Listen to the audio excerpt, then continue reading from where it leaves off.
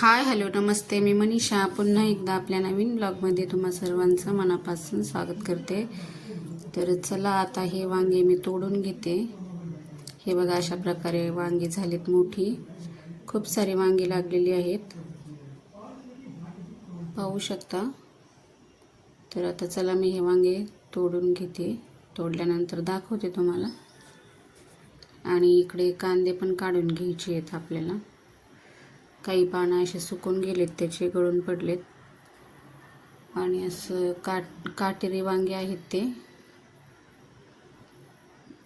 काही छोटे पण आहेत। आणि मिरच्या इकडे हे कांदे पण काढून घ्यायचे आहेत। आता जास्त काही पोचले नाहीत ते उशीर झाल्यामुळं।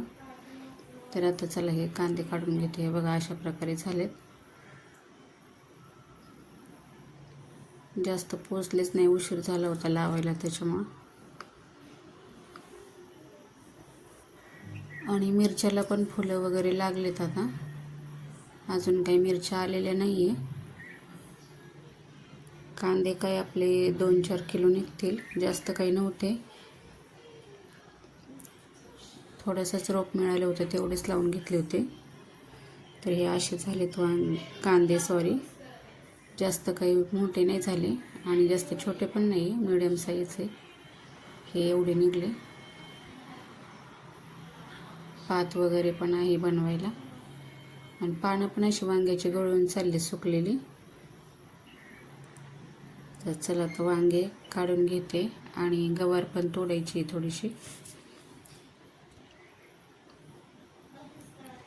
तर हे छोटे छोटे वांगे पण आलेले आहेत, त्याला खूप सारे मोठे मोठे तोडून घेते मी। आणि काटे खूप असल्यामुळं टोचतात, काटेरी वांगे आहे, बिया वगैरे काही नाही आहे त्या वांग्यामध्ये, मस्त असं गावरान वांग आहे।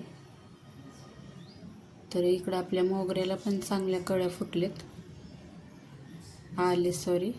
तर पाहू शकता खूप साऱ्या कळ्या आलेत। आता मोगऱ्यालाही चांगल्या प्रकारे फुलं येतील।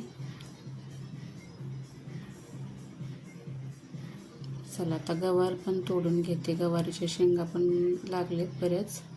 मिरच्यांना फुलं आलेत, पण मिरच्या काय आणखीन आलेल्या नाही तेवढ्या,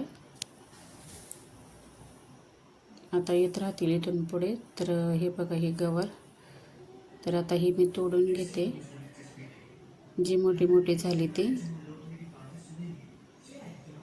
तर हा माझा छोटासा ब्लॉग तुम्हाला कसा वाटला हे कमेंट करून नक्की सांगा। व्हिडिओ आवडला तर लाईक, शेअर, सबस्क्राईब करा। पुन्हा भेटू अशाच एका नवीन व्हिडिओसोबत, तोपर्यंत सर्वांना बाय। आणि इकडे आता ही गवारीच्या शेंगा तोडून घेते मी सर्व, ज्या मोठ्या मोठ्या झालेल्या आहेत त्या।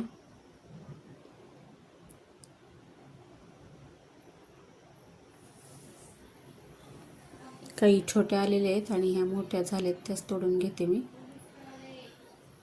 4-5 झाडे आहेत गवारचे पण।